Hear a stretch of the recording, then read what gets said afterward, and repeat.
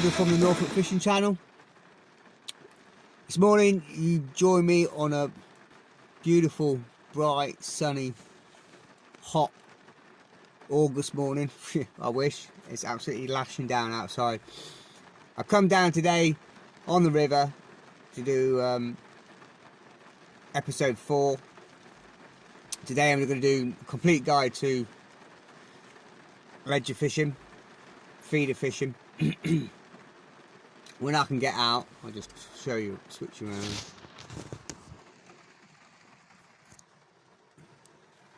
Yeah, forecast yesterday and this morning was odd chance of light shower, probably a little bit heavy, about 10-11 o'clock for an hour. But it's absolutely lashing down. A bit unprepared. Didn't bring my suit. I haven't got any waterproof, so I've got my umbrella, my fishing umbrella. I'm just hoping for a little bit of a break in the rain, so I can get my gear out and set up and get the brolly up and stay dry, because at the minute it's absolutely lashing down. So I'm just going to sit here, have a coffee, and bide a bit of time, and we'll get back out on the bank, and I'll see you in a minute.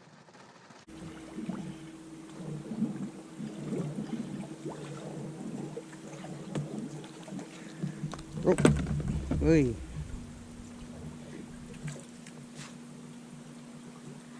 Morning guys, welcome back to the channel. How you all doing, you lovely lot? Today you join me on the river for part 4, and today I'm going to do the complete guide to feeder fishing, ledgering. This is going to be split into 2 parts. First part is going to be natural venues, like today on the rivers, canals, you know. And then the second part I'll do on commercial fishing. It's going to be slightly different, obviously, using method feeders, banjo feeders, inline feeders. But today it's all about natural venues, rivers, canals, drains, things like that. Using the cage feeder, the maggot feeder, and all the rest of it. So basically, you probably already know, so it's like you know, what is feeder fishing and what you're going to need. And I've got down here, I've had 2 casts, I've just finding a line, I've clipped up. So basically feeder fishing, it's just using a vessel, swim feeder, which is weighted, to carry a ground bait down to the bottom, holding the bait steady, where your hook length is predetermined depth away from your feeder, and it just holds it steady. You're getting, you know, your hook bait is always near the feed, especially on the river. When it goes down, hits the bottom, whichever way the river's flowing, that bait's coming out, trickling down on the bottom. That flow's going to straighten your hook length out if it's going right to left, and your hook length will lay to the to the left. So that feed is trickling down near your hook bait, near your hook, and it just enables you to have feed where your hook is all the time. I mean, it doesn't matter if you do a stray cast, you know, your hook is always going to be where the feed is. I mean, ideally you want to keep things accurate all the time, and where possible always clip up, just especially on a big river like this. I'll show you where we are today. Just on the river, yeah, just on the club mat stretch. There's the low champ arms in the distance there. I think I'm on peg 83, one of my favourites. But it's all going to be about the feeder today. Swim feeder, the cage feeder, maggot feeder, bit of bomb work. So basically what you're going to need, well, it's quite hard to tell you. I mean, obviously you're going to need a quiver tip rod, and it all depends where you're fishing really. If you're fishing small drains, canals, you want something ideal like a Nice, small, light. I've got one at home as well, that's smaller than this, a little picker rod, which is a real slim, thin, tiny feeder rod, fiberglass tips. This one's just a light, this one's a Zebco trophy feeder. It's 11 foot, 3 meters 30, 12 foot, light feeder. It's got a 3/4 ounce tip in that one. So I'll use this when the flow starts to ease up. It's a nice light line on here. I've married it up with a Shimano 4000 Sedona reel. It's got 8-pound braid on there. It's down to, I haven't even put a swim feed or anything on here yet. But I like to keep my rigs now as simple as possible. I've been there, I've done that. I've had the loop rigs and feeder within a loop and this, that and the other, but I keep things as simple as possible. The more things, more loops and clips and swivels and all the rest of it you have on there, the more you're going to get tangled. So I have to keep it nice and easy. I have a American snap little swivel or one of these running feeder beads, and that's just stopped on a plastic bead. I love these plastic beads. I never get tangled with them. Your hook length and a hook. I need to put a hook on this one. That's just down to 2.1 pound hook length. So a nice light rod. You can see that there. The tip's really soft. Nice fiberglass tip. Nice slim light rod.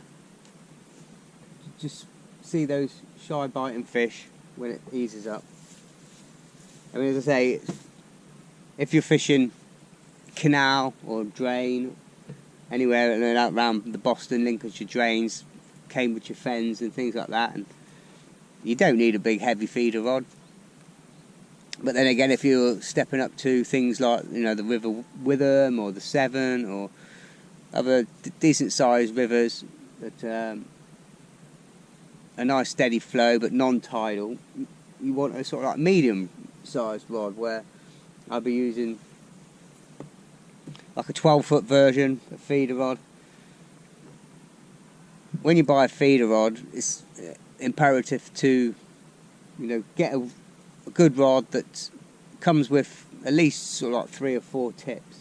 And if it doesn't, you know, you want to invest in a couple of quiver tips to cover certain situations, because obviously one tip's not going to do everything. You know, you need a selection of tips ranging from, like, I would say, like 3/4 of an ounce, an ounce, an ounce and a half, 2 ounce, all the way up to probably about 3 ounce tip for most cases. And it just gives you that option of, you know, changing, so you can register the bites when the flow's different, when the flow's picking up, this, that and the other. Reels, I would generally say, unless you're fishing a small drain and things like that, of 3,000, but 99% of the time, a 4,000 size reel. I've just got a Shakespeare Mach 2 XT 4,000 reel, front drag. This one here, I'm using my 13-foot Daiwa Tornado Z Porky Pig rod. They classed it when I bought it as a heavy feeder rod, but now I'd class it more of a medium to heavy. I've just got a 1 3/4 ounce tip in here.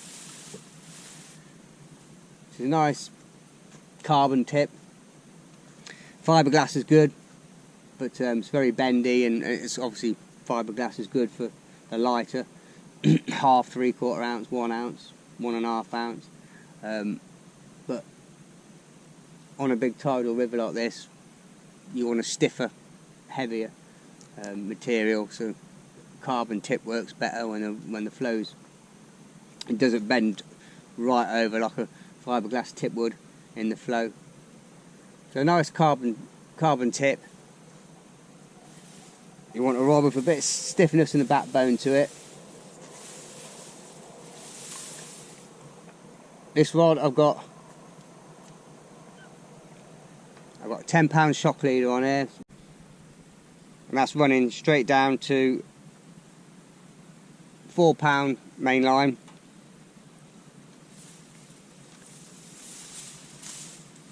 At the minute I've just got on a, well, this is 3/4 ounce, but I've just put on an extra ½ ounce, so it's about 1 1/4 ounces of feeder there. I think I might have to step up slightly. I'll go through the feeders in a minute, and that's just on a twisted boom. And basically when you're doing a twisted boom, it's easy enough to do. I'll show you the principle. You just get your main line, you put the feeder on, or the snap link swivel, and a bead, and then in the main line you just want to twist it round on itself, bring the loop back, and then wrap it round, and keep wrapping it round.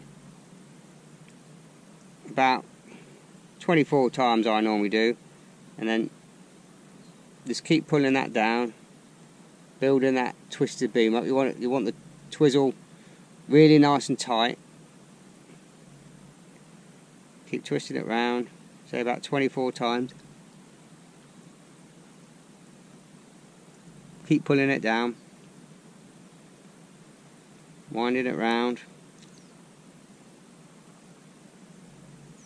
until you end up with a twist, you know. Keep your finger in the loop. Keep pulling it down. Every time you pull it down, it tightens it up, it'll stiffen it up.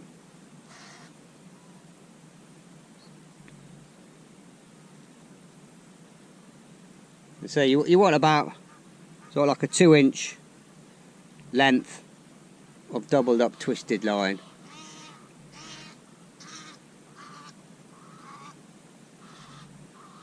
Just like that. And then once you're done, you just wet the end, and that just enables it to stick together. Form a loop and run the whole thing through. Just gently pull it once, grab the loop, twice, oh, didn't go through, twice, pull it, grab it again, 3 times, just wet it, gently pull so it forms a nice figure of 8. There you go. Just gently pull that down, and then you've got your nice twisted boom at the end there to attach your hook length to. And that just enables, when the feed is running up and down here, it's got a bit of extra thickness on the line to rub up against. It's not going to break through the line, especially if you've got something like that on, where you've got 4 ounces of lead, which you do need on this river from time to time. Yeah, and that's just running down on a hook link. I've got 1.9 pound 0.08 Shakespeare XT line there, and that's down to a size 14 Amazon B520 on that one. And then again, if you're fishing, you know, bigger, faster flowing rivers, tidal rivers, could be on the Severn, could be parts of the Thames, could be anywhere. You want to, you know, obviously step up again. And this one I've got 14-foot rod, and this is a big heavy rod. This one, this is Shakespeare Mac 2 XT, 14-foot heavy feeder rod. Come with 4 tips, 2, 3, 4 and 5 ounces. I think I've got a 3 ounce tip in here. It's a big heavy rod, so again you need to step up the reel to counterbalance that. There's no point having a great big thick heavy rod using a tiny little 2000 size reel on it. It just, you know, it doesn't marry up, and other way vice versa. There's no point buying a tiny little picker rod if you're sticking a great big 5,000 reel on it, it's just going to be unwieldy and unnatural. So, you know, if you're new to feeder fishing and that, read a few reviews and get a bit of advice. Go to your local tackle shop, get a rod that that you can afford, and then rather than taking people's advice, pick a few reels, have a look at your budget, and they won't mind you picking up the reel and putting it on the rod and have a feel before you buy it. Because at the end of the day, you're the one that's going to be using it. You're the one that's paying out for it. You're the one that's going to be fishing with it all the time. So make sure you get a rod, because different manufacturers, their specifications slightly vary. Some reels are bigger than other reels. It's just like clothes or anything else. Certain manufacturers say it's a 4,000 reel. Other manufacturers it's more like a 3,000. Some be more like a 5,000. So, you know, just have a look at the specifications, the weight, and all of the size of it, and just make sure it marries up with your rod. Say this is a big 14-foot rod, so I've got a great big 5,000 reel here. Nice heavy reel. It just counterbalances the weight nicely. And on here, I've stepped up again. I've got 12-pound braid on here. Oh no, sorry, it's 10-pound braid. Again, 10-pound shock leader. And I've just put on here at the minute. This is just a feeding feeder. And again, I've got just a boom, a bead, and a plastic feeder clip. You just slide that off. Put your hook link under the clip, slide it down. I like these because it really cushions it, and they don't seem to tangle. This is just a feeding feeder. I've clipped up, and I'll put a couple of big ones out in a minute. Get some bait on the bottom. So how do you go about fishing it? Well, you know, it all depends. Again, you know, the venue you're at, the flow, the depth. So you're going to need a variety of feeders, and I've got feeders here from 1/4 of an ounce. I've got some which I'll do in another video, and I'll tag it at the end of this video. I make all these cage ones. I make myself. All these ones here. I make them all myself. It's well online. I think it's I can't remember the millimetre of the cage. I'll have a look when I get home. But I've got some lead tile roofing strips, and I cut them up and I make the feeders myself. I use the digital scales, weigh out the lead, and I make them. And I'll show you how to do that. So I've got a nice big variety of feeders, ranging from a couple of grams, 20 grams, all the way right up to 4 ounces. So it just enables you to fish the river, hold the bottom, and hold your bait steady. The thing you don't want on a river like this, or any river, is your bait or your feeder not holding the bottom and bouncing and bouncing and bouncing. And I see it all the time, because all that's going to happen is you're going to spread bait all around your peg. It's going to be able, you're going to cast it there, and it's going to bounce, bounce, bounce, bounce, but it's not holding till it reaches the end of its stretch, and it'll normally settle downstream, you know, on the inside somewhere. So you've got to make sure your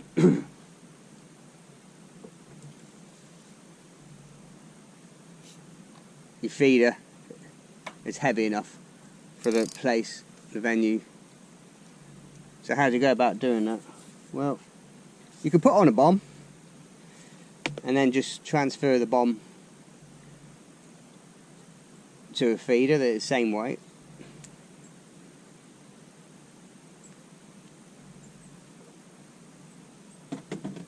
But I'll show you the principle. I'll just put this on, this little feeder. I'm not going to put any bait in it because I don't want to spread bait all around my peg. But you'll see the principle. If I cast this out, I'll turn you around and then I'll show you the tip. I'll show you what happens. The tip will lurch forward and then it will spring back, and it will lurch forward and then it will spring back, and you see the angle of the line gradually moving itself downstream. So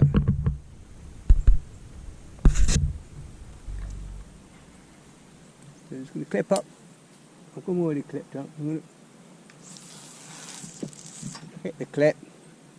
I keep my rod up in the air till the feeders hit the bottom. You'll see this again. You'll see the. There you go. It's just hit the bottom there. I'm going to put that down. Now you watch this tip. There, bounce, bounce, bounce. Now look at the angle of the tip, and look at the line. Again, now you watch it. It's bending. It's bending. All of a sudden, it's going to spring back.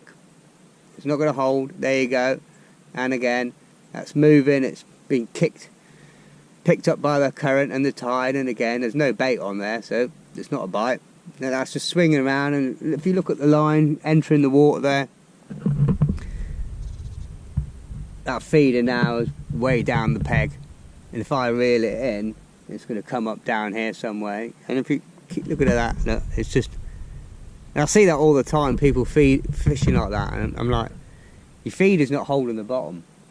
All you're doing is bouncing it all around the peg, emptying the bait everywhere. Now, if you look at that line now, well, I cast in up there.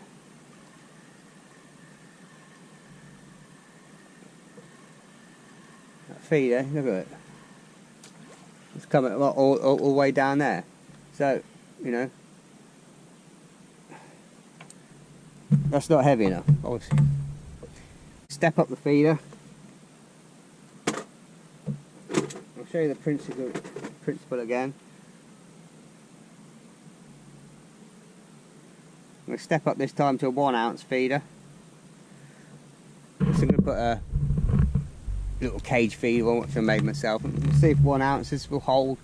And,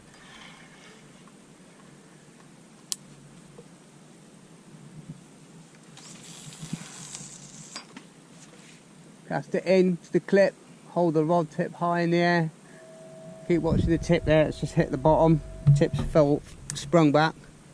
I'll put the rod down as I normally do.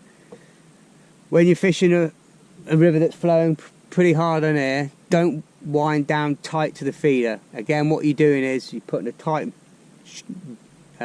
line to the feeder, and then again, that's not holding. You're putting a tight line to the feeder, and it's going to have all the resistance on the line, and you're just going to bounce, bounce, bounce, and there you go. That's bounced, that's moved. And again, it's starting to pull round, the tip starting to pull down.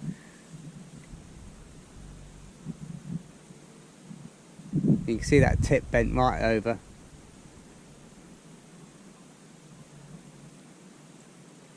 That's not as bad as the first one, but it's still bounced out. Again, we don't want that. So it's just a case of then just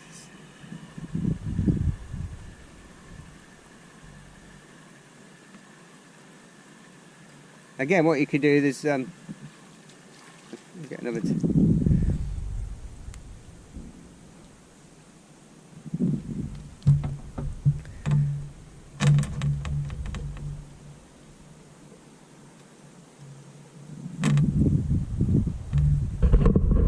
Get another feeder. That's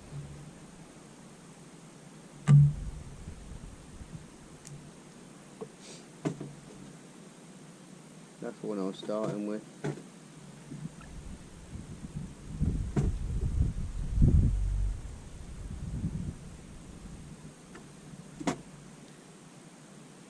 Okay, this is the one I was starting with. It's about 1.5 ounces. We'll cast that in. I mean, I might need to change this as the day goes on, because it's fine when I got here, but it looks like it's starting to flow a little bit more. And I don't like fishing with under an umbrella, but it was lashing down this morning. Just going to hold that There you go, the feeder's dropped back.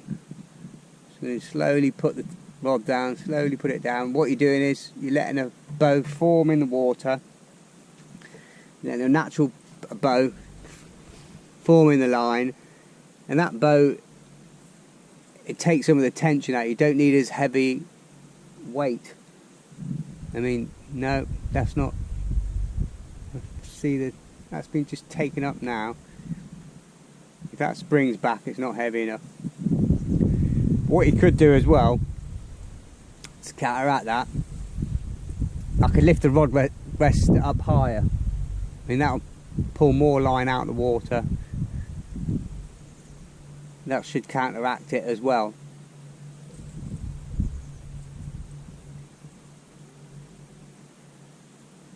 That was just something knocking into the line then, a bit of weed or something.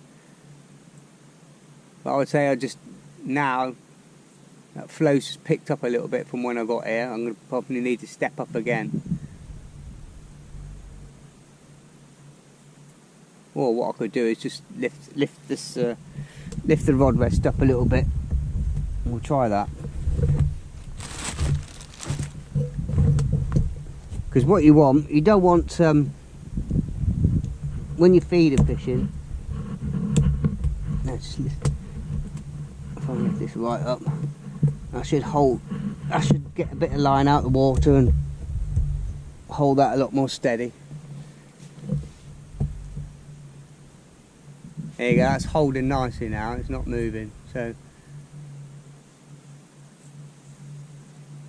I mean, ideally, if the flow's gentle and it eases off, you know, I'd like to fish it in the conventional way. When you're fishing a slow river or a drain or canal, with your rod tipped down. I mean, you can on this river sometimes when it stops flowing. Fish it down, you'll see the bites a lot better. You'll hit a lot more bites having it down, but obviously when the flow's too much, it's just impossible on this river to fish with it with the rod tipped down. So you need to get the rod up in the air, get as much line out of the water as possible, so you're not getting dragged by the toe.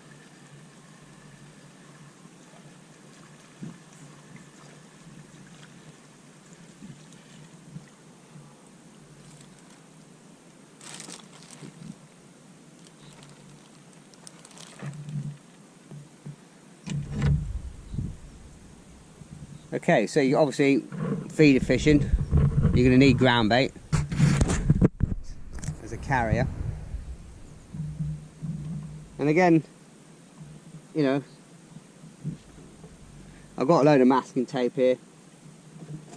Doesn't matter what colour masking tape it is. Just the reason I've taped it up, when this is really flowing and really flowing hard, if I have an open cage like this, as soon as that feeder hits the water, the baits can start coming out.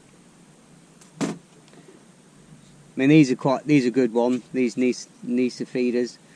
They've just got a little bit of few holes in there just to allow the water to get in and start breaking it up.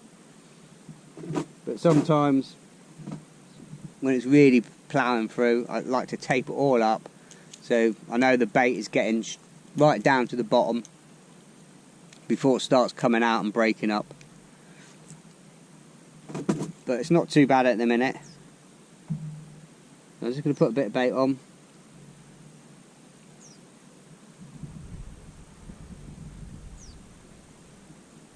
Just going to start with my favourite, 2 red and a white.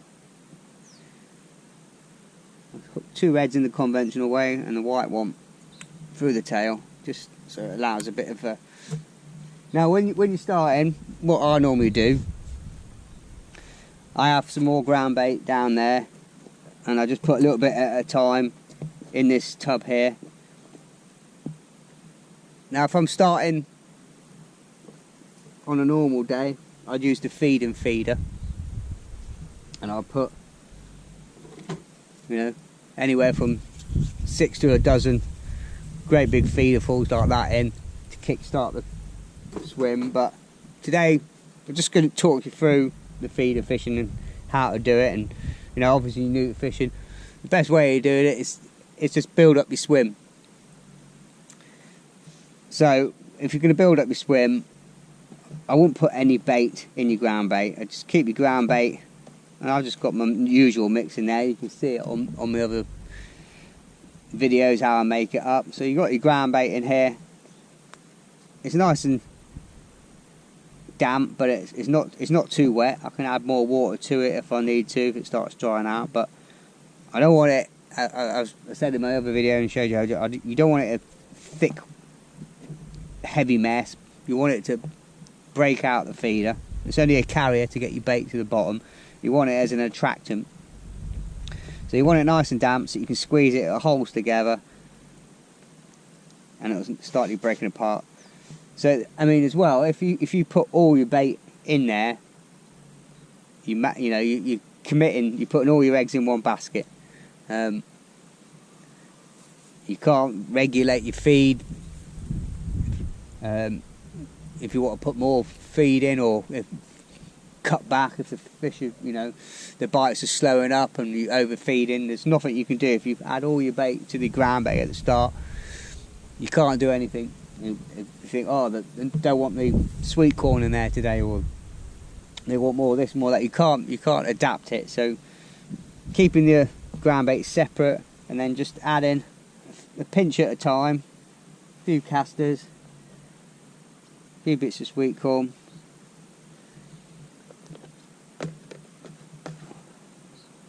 I've got some squats here, put some squats in,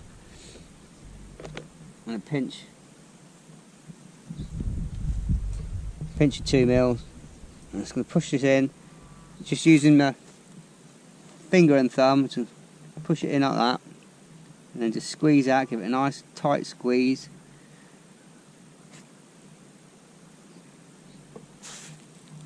And then what we're going to do,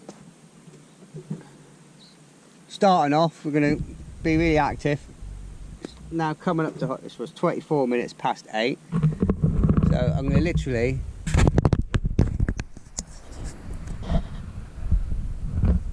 cast this in. I'm going to give it 3 to 4 minute casts for the first half an hour.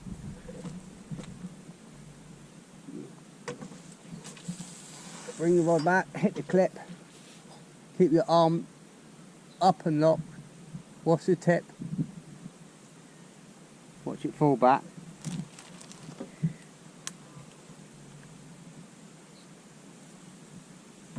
Just put that rod down, watch the line. There you go, the two V's will come together. It's just left a little bit of a bow in the line. Keep an eye on the tip. And now we'll just do 3 minute casts. See, I'm going to have to change the feeder. Yeah, it's not holding, see.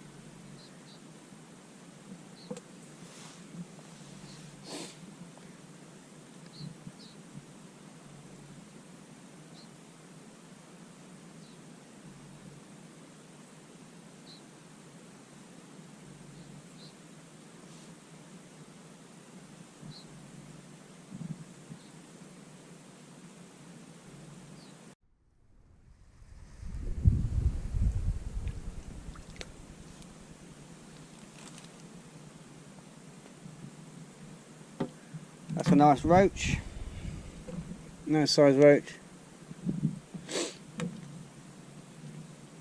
But that's just come on 2 minutes. And I can see the tide is actually coming in, and I'm not happy with that feeder, so I'm going to step it up, put a heavier feeder on.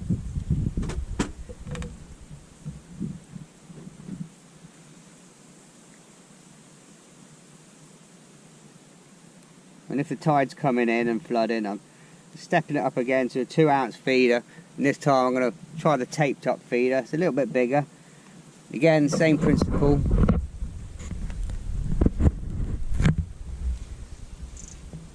I'm just pushing the feeder in the bottom, using my finger to dab it down to feed's in there, about half full. Let's give that a nice squeeze. A few 2 mils.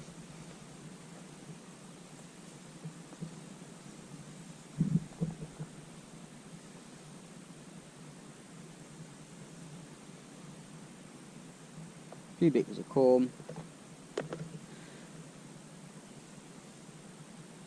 Nice few squats. I can get rid of that lid now. Now it's stopped raining. I've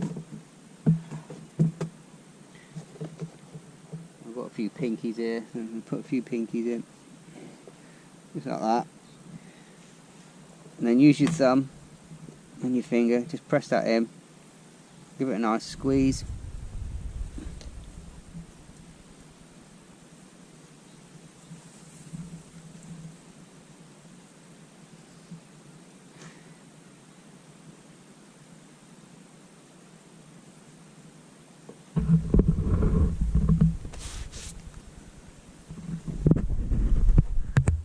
Right, hopefully this feeder will hold a lot better.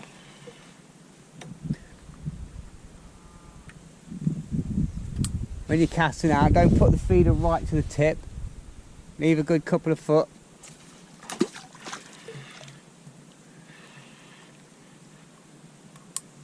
That's perfect.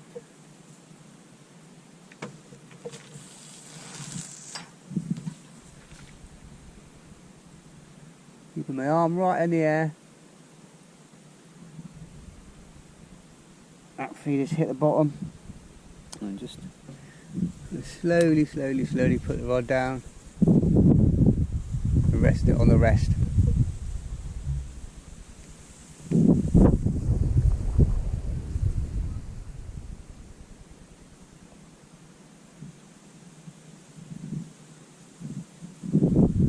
Straight away I can see that's holding nicely out there now.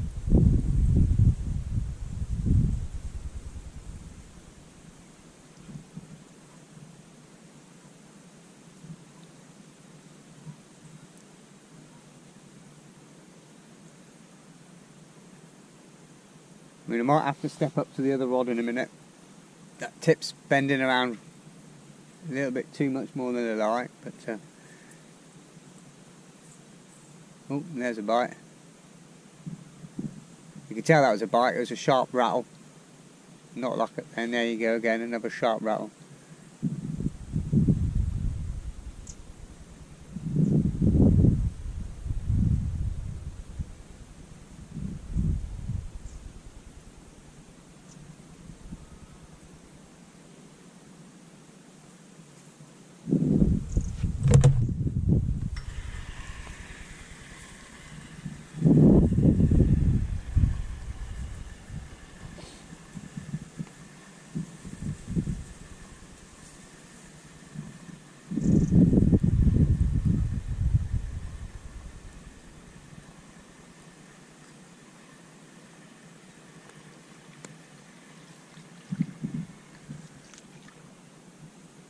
I missed that one.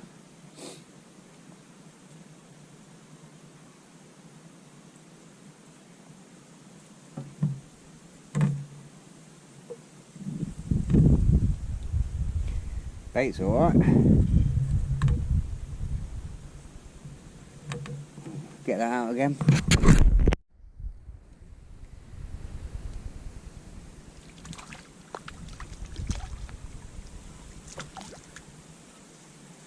Oh, swing it for not netting it. I tried swinging it. There's a nice skimmer, or a little skimmer. But what I've done is, that other rod was struggling, so I've had a re-rig. I've gone for the heavier rod. Just handles this river so much better. What I've done is put a lighter hook length on, heavier feeder, slightly lighter. This is I've just gone for the 0.10 mil Silstar 2.6 pound hook length, and I've gone for a smaller hook. I've got a size 14. I think the other one was a 12. 14 Amazon B520, just 2 red maggots. slightly bigger feeder.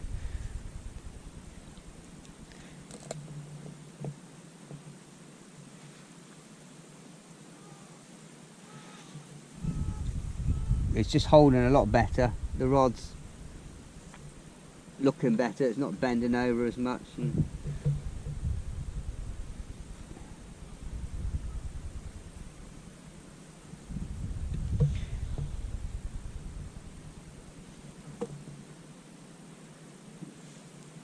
what I'm going to do is, in a minute, I want to use this feeder. It's a little bit smaller. I'll find a feeder. I don't want to use too much ground bait and bait today. I'll just cast around. I've clipped up and still fished to the same spot. Now it's dried up, I'm going to get this brolly down now, because I hate fishing under a brolly. I can't cast properly. I have to lean right forward. Bring that rod back. Keep my rod high. There you go. Feeder's down.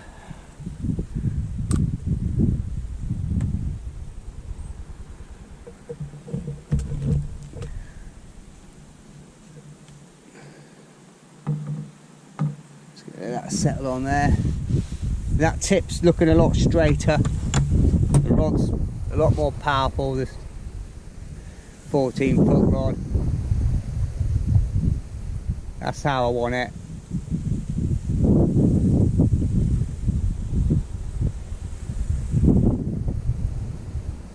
It's about getting the balance right. You want a feeder just heavy enough to hold.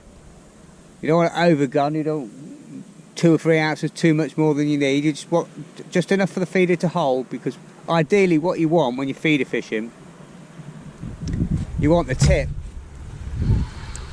to drop back like that.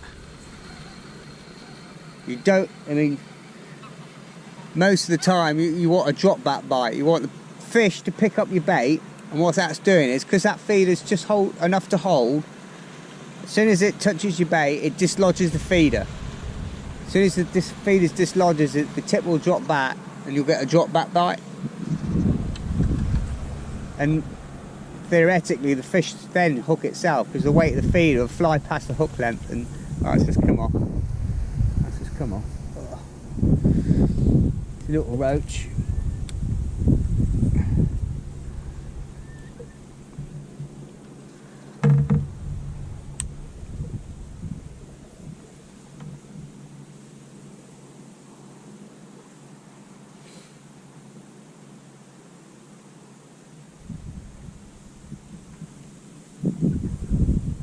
This rod's on braid, so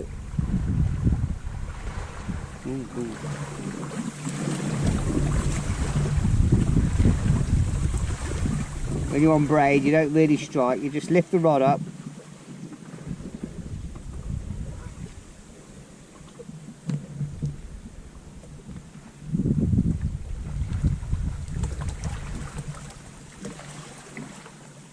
Again, I'm just filling the feeder.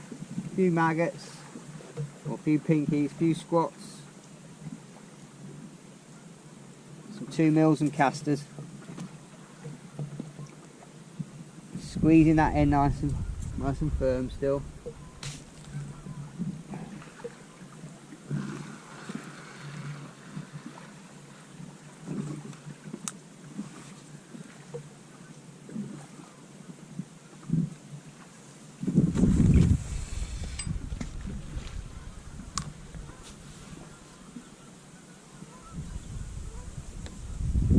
Right, we'll see if I can get this umbrella down and out my bloody way, cause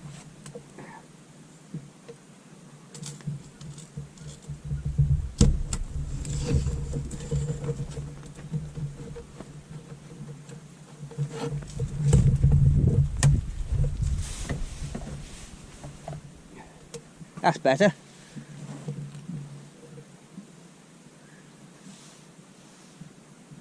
As soon as I've done that, you watch, it'll start raining again.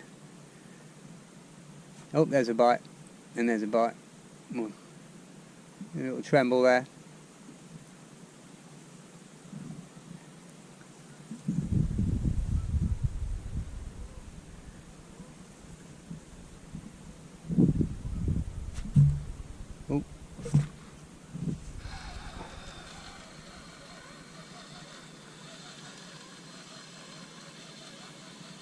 I just gently lifted into that one, didn't strike, just lifted up.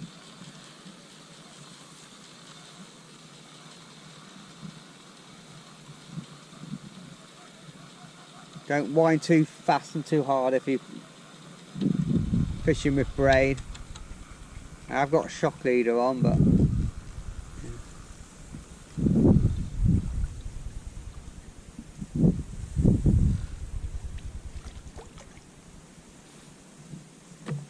just a little roach, nicely hooked straight in the lip. And this rig, this setup is working so much better. Oh, I've got a habit of missing the net at the minute.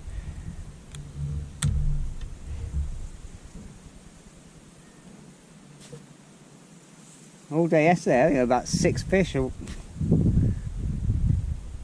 think it's because I'm just pleasure fishing. Rather than putting my hand in the net, I'm just trying to chuck it in the net.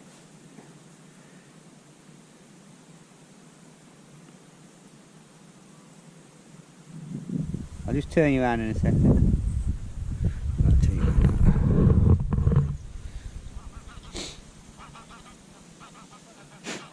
I'll show you what I did yesterday.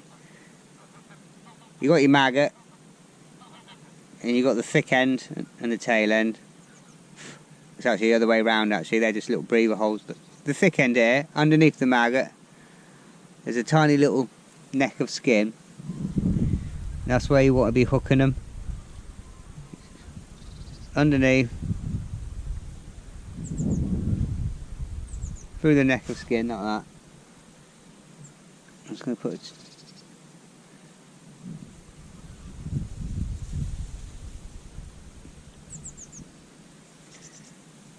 So what you got is the maggot on there. It's not gone in the maggot, it's just gone through the little flap of skin. You're not burst any of the juices out.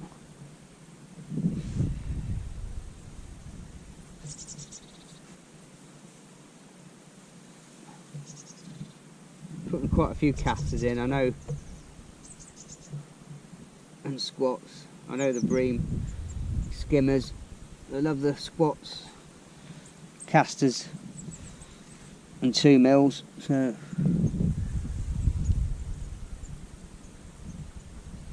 I'm going to give this one cast, and then what I'm going to do is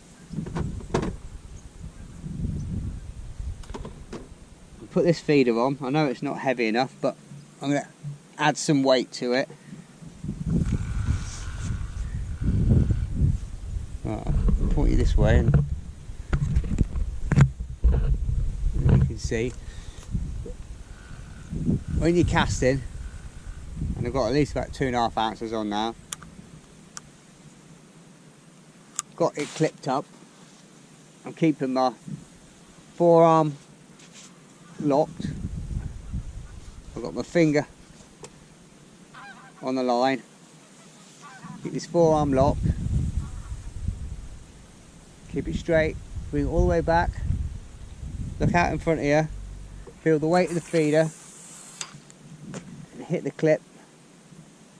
Keep your arm up straight. Keep it locked all the time till you see that tip. There you go, tip's settled now. You can put the bail arm over. Then you just put the rod down, let the line go and form a bow.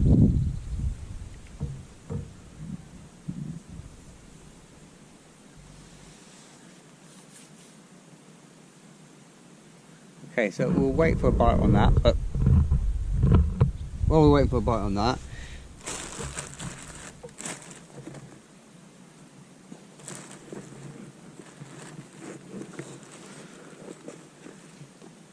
oh, got a bite straight away. Oh, I think we're wrong.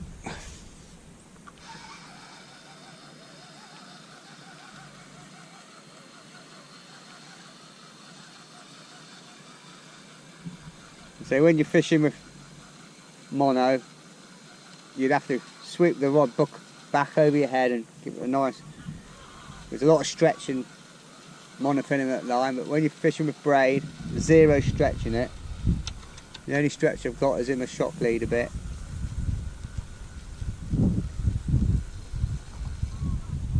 I'm using a fairly heavy feeder, and the only stretch I've got is in my hook length and the mono shock leader. So you've got to go easy.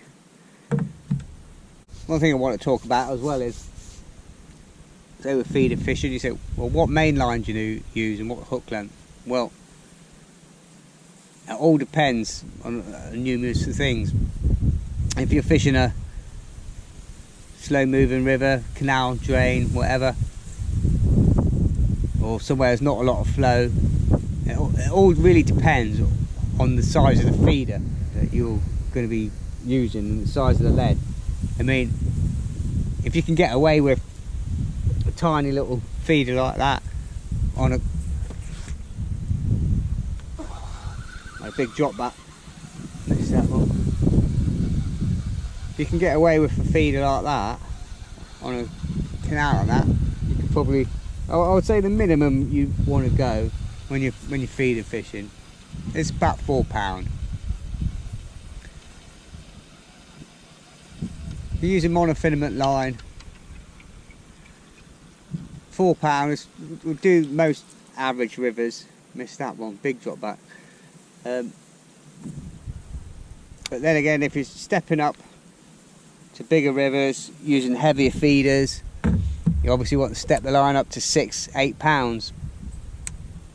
I wouldn't go much above £8. And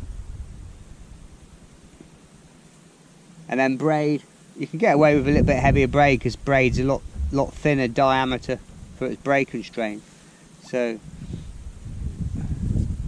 you can get away with £8 and £10 braid quite nicely. I've got £10 braid on here because it's so thin. But yeah, I mean, I'd say anywhere between £4 and £6 would be ideal. £8, if you need £8, I'd put a £8 or £10 shock leader on to cast the weight. You could cast in, you know, 2.5, 3, 4 ounces of lead. And then as well, hook length. Your hook length is governed as well by the weight of your feeder. I mean, if you're fishing half an ounce, you can get away with fishing a £1 hook length. But if you're fishing 4 ounces of lead, 3 and 4 ounces of lead, you try and fish 1.5, anything less than £2 hook length. As soon as you pick up the weight of that feeder, the weight of the 3 and 4 ounce feeder, it's just going to snap your hook length. Even if it's a small roach on it, the small roach jagging up and down, but the feeder bouncing up and down as you're bringing it in, it's just going to snap your hook length and lose your hook. So just the same with sea fishing, the heavier lead you're using, you've got to step up the hook length accordingly. But normally about, I find just under sort of £3, 2.6, 2.8 in 0.10 is ideal. And then again with your hooks, obviously with roach fishing, on the whip, on the pole, you can use a lot lighter fine wire hook if you're roach fishing and bits and pieces. You've got the elastic, you've got the tip. But again, if you've got heavy lead and heavy feeder, you need to step up the gauge. I mean, get away from it like a medium gauge, medium carbon wire. If you're fishing for roach and skimmers and that, but when you start fishing for bream and upwards on a big heavy river, you want a medium to heavy gauge hook. So it's not going to bend out against the weight of the feeder. If you've got a fine wire hook on and a heavy feeder, when you're pulling in the fish, you're just going to straighten the hook out. So make sure everything's balanced, make sure everything marries up together. Obviously light feeders, light lines, lighter hooks, big heavy feeders, heavier lines, heavier hooks, and then you've got to have everything matched up, balanced. That's the correct term. When you hear people say balanced tackle, you go with the rod, the reel, like I explained, the line, everything's got to marry up together. Just adding that little extra strip of lead has enabled me to hold the bottom now. I'm still using the same size feeder, so I'm not putting any more bait through the water, but it's holding bottom. I've got a little bite there. Oh, okay.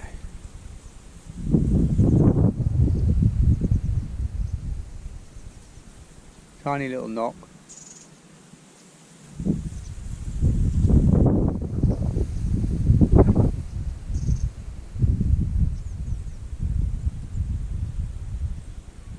I think they're just roach, so what I'm going to do in a minute, still doing sort of 3-4 minute casts, but because it's on the flood, there's a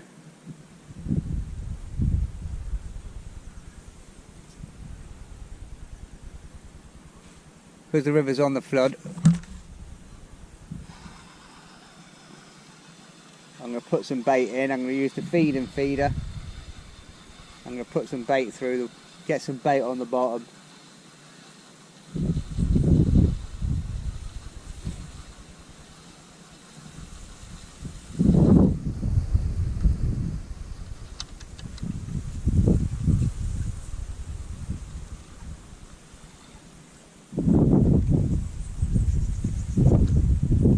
Little perch.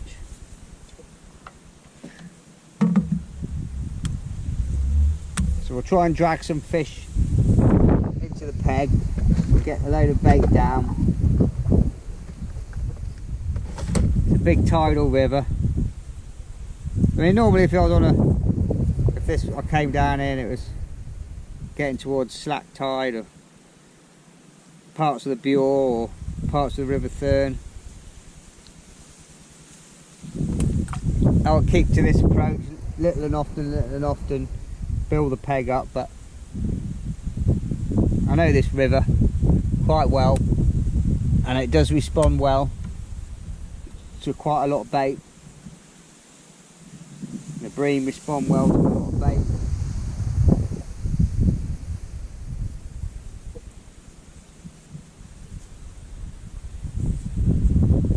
I mean, if you think it's, you know, you're using 3 and 4 ounces to hold the bottom, the amount of flow in that river is going to be quite immense, and any bait that's you're putting in, it's going to be washed out the peg within a minute or two when it's flowing hard. So what I'm going to do is, I'll turn you around so you can have a look at my lovely face. Take the hook length off. I was going to use, I've got 2, but that's a bit too big, the old dustbin then. Or the old dustbin. I call that one the old Coke can, that one. I've got the Preston one here, 43 gram, or I can use these. I've got a Fox 56 gram. For one that spread the bait out. In fact, that's 42 gram here. But because the weather's moving a bit, I'll use these Fox ones. It's they've got no holes in it, so it allow me to get the bait right down to the bottom. It's 56 grams, it's a bit bigger. These ones are alright, these Preston ones are what I was thinking about doing is just putting some more weight on here, because it's 40 grams. Sometimes when this river's really pulling, even if that's full of bait, it can get washed with the current a little bit. So, just going to really pack this bait in, press it down hard. Got a load of sweet corn in here. Load of 2 mils.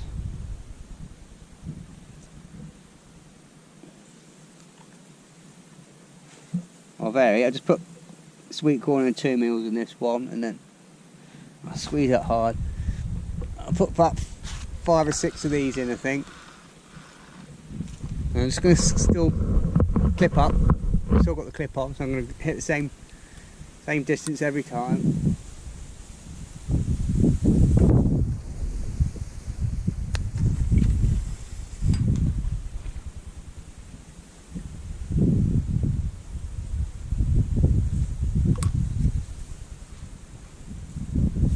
settle.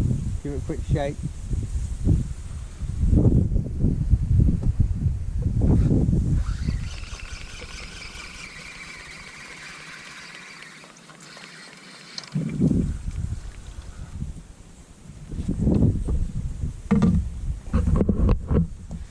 We'll do that again.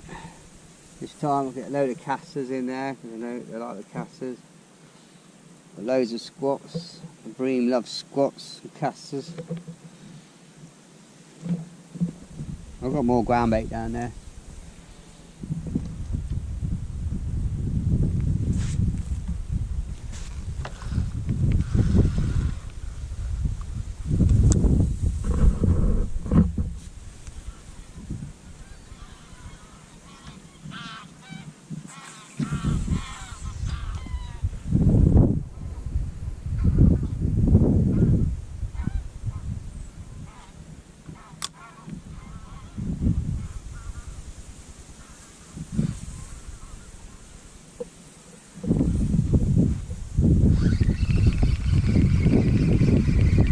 Doing is when you give it a little tap and tap like that, it's just shaking the feed out, and then take up any slack and give it a good whip up behind you, because what that does is, if you just gently wind in, if that was still full of food, you're dragging the food, but just giving it a few sharp taps to help empty the feeder, and then wind down to it and then give it a real good and if there's anything left in it, it'll just, the pressure and the speed you're pulling it, it'll just empty the feeder straight away, depositing your bait where you want it.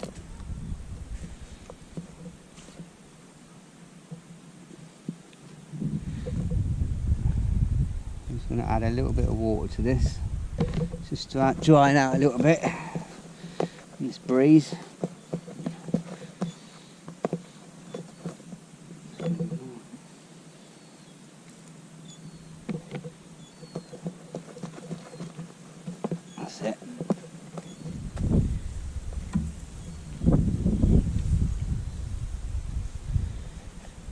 Do a mix on this one, a few squats, a few casters, got the pinkies, a few 2-mils, press that down, a nice bit of sweet corn, and then just use the thumb and your finger, a nice squeeze like that. We're ready to bombs away. Leave a nice drop, just like that. It's about 3 foot, probably a little bit more. That's it. Make sure everything's free running. Wind it up. Let the anti-reverse off. Just make sure everything's free running. There's lines not twisted or wrapped around the ring or anything like that.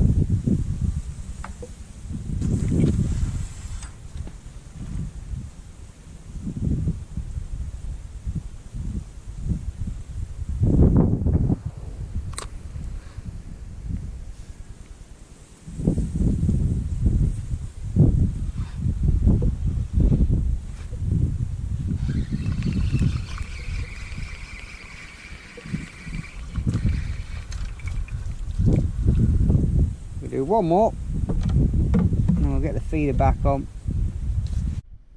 What I might do in a minute, something I don't do enough, or don't experiment enough, but when I was doing the video on slider fishing the other day on the Bure, there's a guy to my left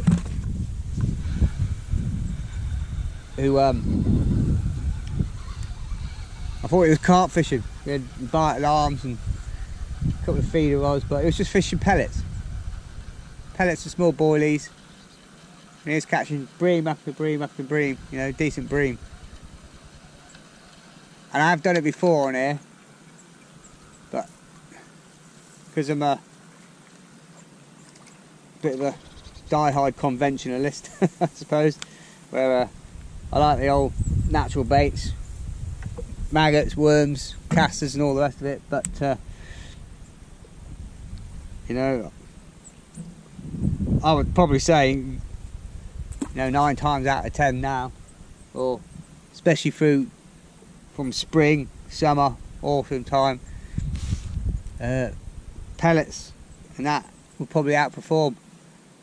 And you know, they're going in all the time.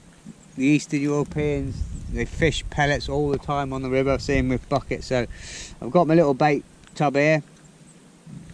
I've got a mixture of some pellets, wafters and boilies. I won't be using the boilies, but I'll probably use some 6 to 8 mil pellets or some of the wafters. I'll put a little band on. Got 2 mils going through all the time, so I'm going to give that a go in a minute. I'm just going to have I've got some, in fact what I'm going to do actually now, I was just thinking about it, I've got loads and loads of worms in here as well. I might start introducing a few worms through and see if I can get a few skimmers and bream, if there's any there. As I say, I've not added worms to my ground bait. I don't like to do that, because worms are kill or cure sometimes. They can be devastating, and that's all they want sometimes. And sometimes it can kill your peg within, you know, just putting one lot through. So I'm going to do that now. I can find a container. I'll just grab a few worms. Dozen or so worms there. I'm just going to give them a chop. Get them in the corner. And we'll just see if they respond to worms.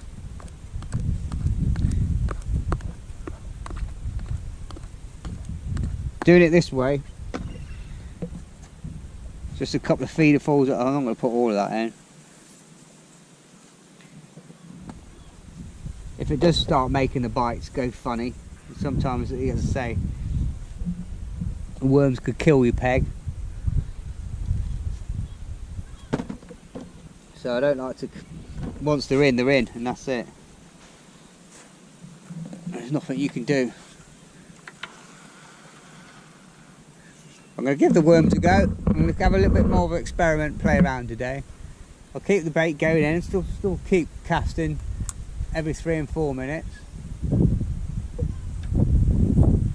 I'll give the worms a go. I'll give the pellets a go.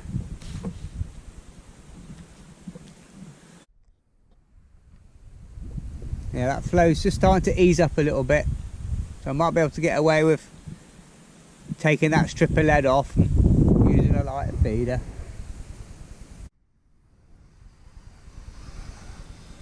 Just had a nice drop back bite on the worm.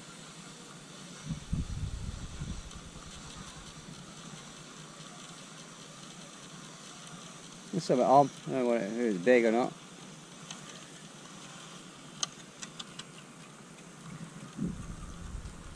Slowly winding. It's a decent bite, the first decent bite of the day. Decent perch.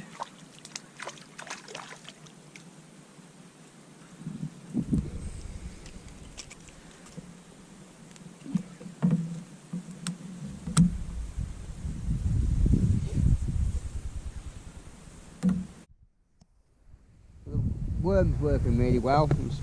So what I'm doing is doing a little working mix here. I've got about a dozen, 15 worms in there, worm and caster chopped together. So I'm just going to do a little mix in here and put a few squats in there as well. That's going to be my sort of little base mix. So I've got a nice mixture, load of chopped up worms, caster and squats in there. Bit of ground bait. There's a few bits of corn and that in there now where it keeps falling in. I'm just going to use a little pinch of this. That'll do, it's enough.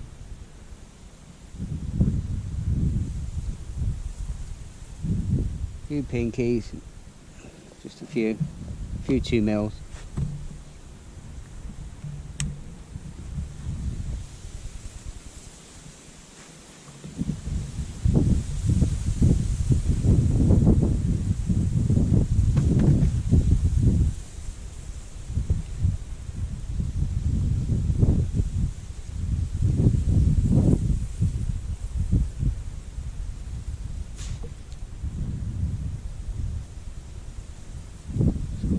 worms, tiny little red worms on, 2 little red worms, and it's going to tip it with a pinky,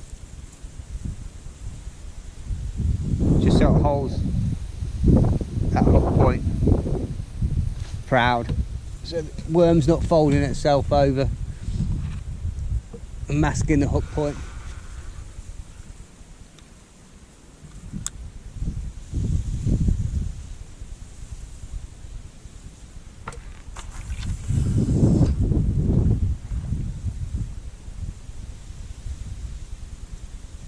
Oh, there's a bite on the drop there. I didn't even touch the bottom. Just felt that rattling away in my hand. Might have had the worm on that one. Oh, I think that might be on.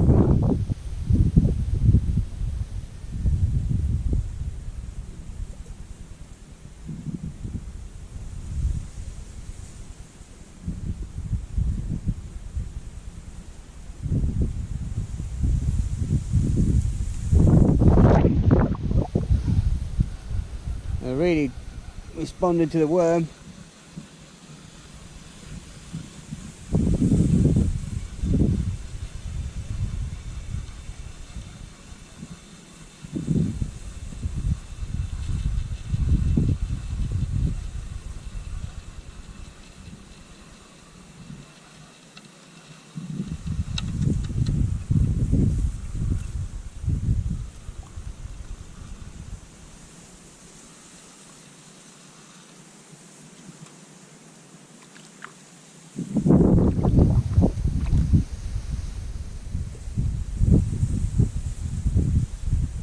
Nice big roach.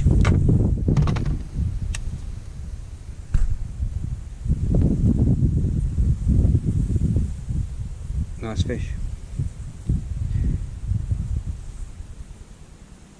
I think that was hooked right on the top of its lip, look, on the outside. I think that was the one that has kept getting those knock, knock, knock, knock, knock, knock. I think that took that on the way down. I think that took it on the drop, and it's hooked itself on sort of like on his snout. And it's just hooked here. I think it tried to take that on the drop.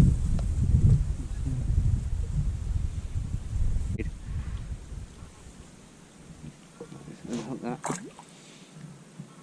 I'm just going to put this down the edge, probably get a perch.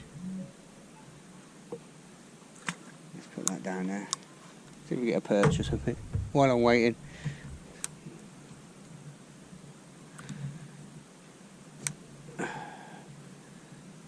Okay. I've got some block end feeders here, and we'll do that in a minute. We'll have a go with some maggot feeders. I'll keep a little bag in here. Got a bite on there, but I'll ignore it. And then here I've just got loads of bits of strips of lead, different diameters. I've got some what you call, ooh, don't drop my feeders in.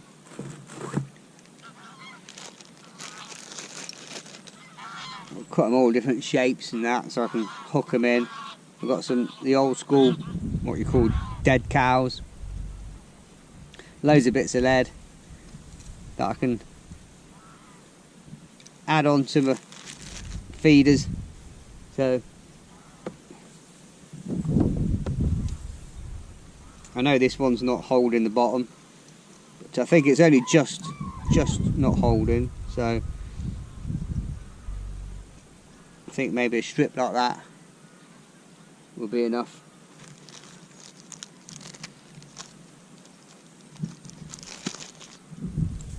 I've got a couple of these. I might try a couple of them first.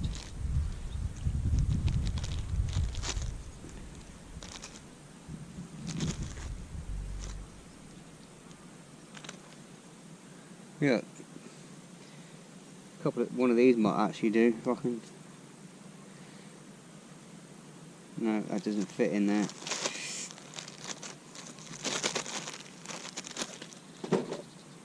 It's just handy to keep some extra lead with you. As I say, I mean,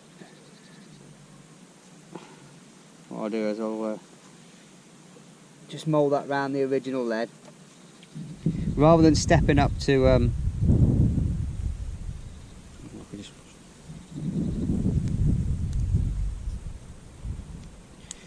bigger feeder where I'm going to use more bait or add more bait. If you know, if I want to keep the bait the same, I don't want to overfeed it. I just want to build my peg up and, you know, try to stick to the principle of doing 3-minute, 4-minute casts. Hopefully this will work.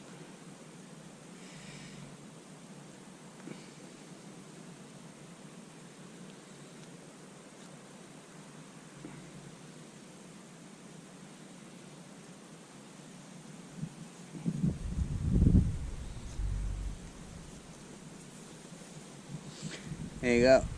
So I've added more weight onto it now. Hopefully that's going to hold the bottom.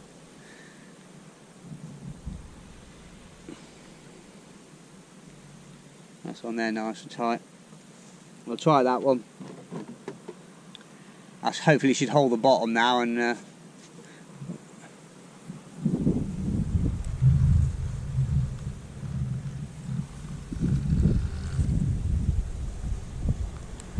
you go.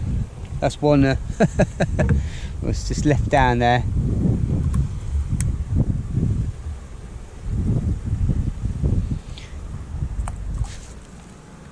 So let's try that.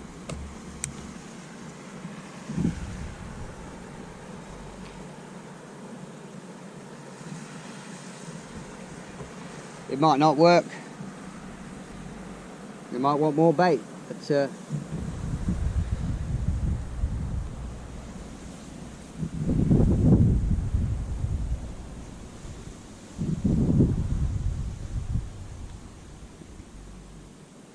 and then what we'll do is I'll set up the other rod and have a cast about with a maggot feeder. See if we can get the maggot feeder, pick a maggot feeder that's going to hold the bottom, and see if we can do any good with just a maggot feeder, because it can be a nice, cheap, effective day out. Just with a pint or so of maggots, a few casters or something, and it works particularly well on the rivers like the Trent and things like that. I've taken that strip of lead back off. The flow's easing up a bit now. There's a bite straight away, I've just felt that. I'm just winding out. I can wind down a little bit more to the feeder, keep a bit of a tighter line. I don't need as much of bow in it now, it's easing off.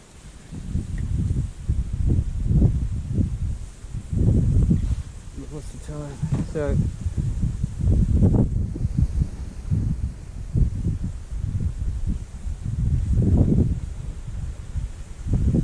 going to give this 4 minutes.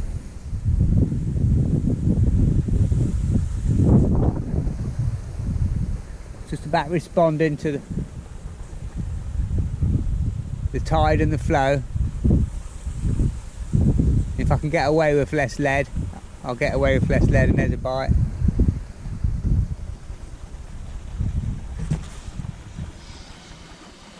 There's a fish on.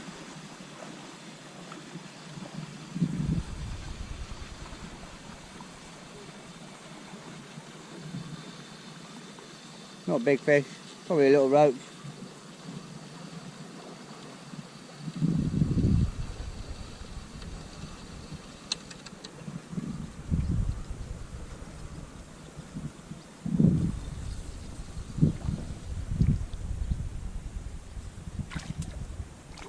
Another perch. So what we're going to do, we'll try the pellets, see if I can get anything on pellet and not hook my finger.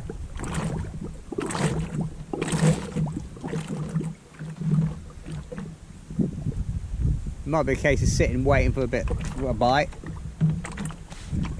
I'm going to try the pellet. I'm still using my Caster's worm spot mix, but I've just put a load more 2 mils through there as well.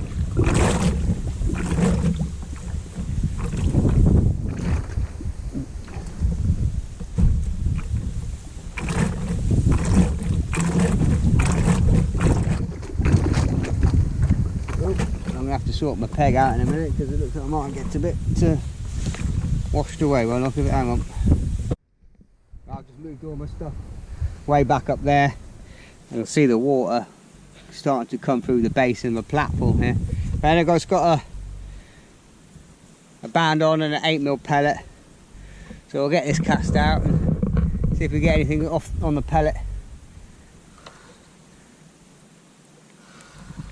I'm not sure how high. I haven't been down here for a couple of weeks. It has been a lot of high tides lately.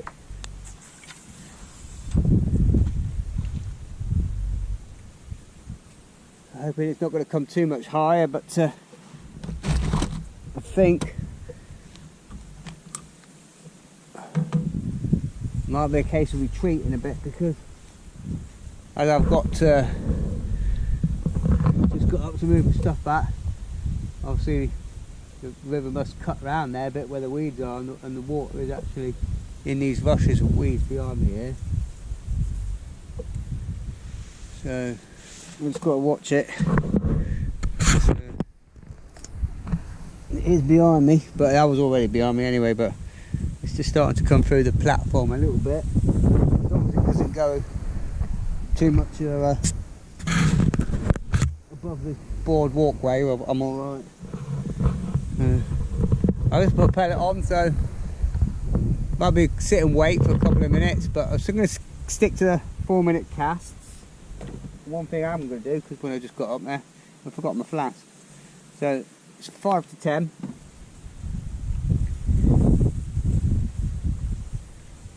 See if there's any bream or skimmers around.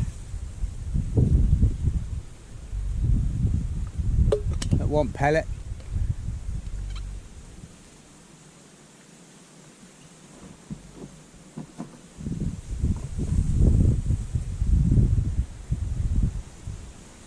It's quite hard to cram everything into one day, so I'll give this a little bit of a go. If it doesn't work, we'll...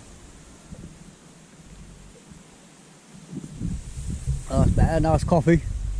I'll put the maggot feeder on. I'm just going to do like a small underarm flick to probably about 12 metres. See if we can catch some roach on the maggot feeder. Maggot and casters.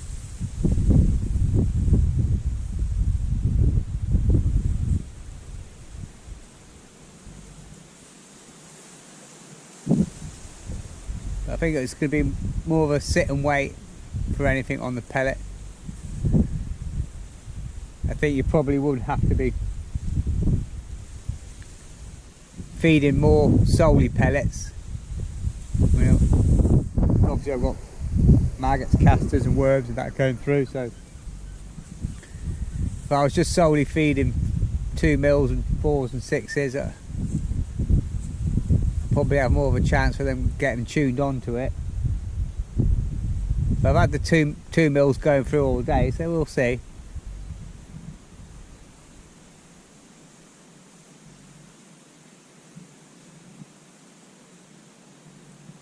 It's definitely not like the worm. Literally, the worm wasn't even getting to the bottom. I thought it was getting attacked.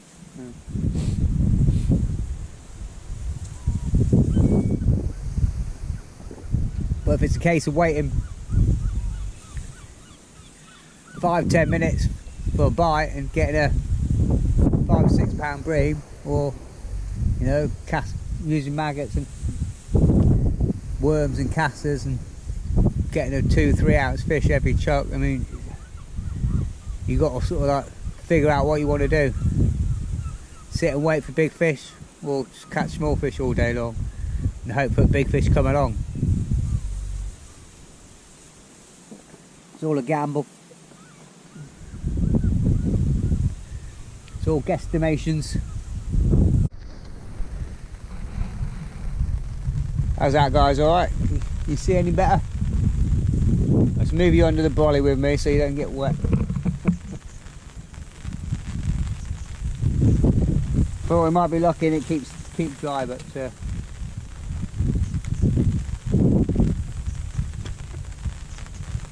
well, it's been out about 5 minutes now. I don't want to wait too long on the pellet.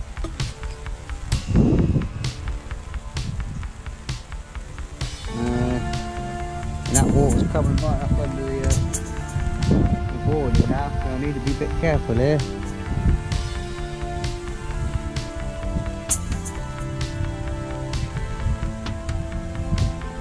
Drink the coffee, bring this in, and then we'll go through the maggot feeder.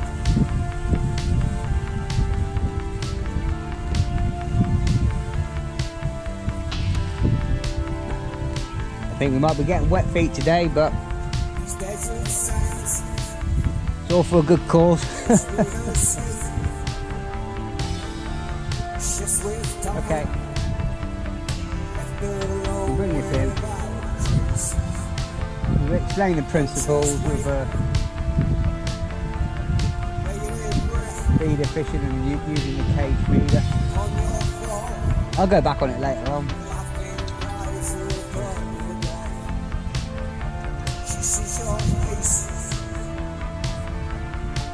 Nothing on the pellet.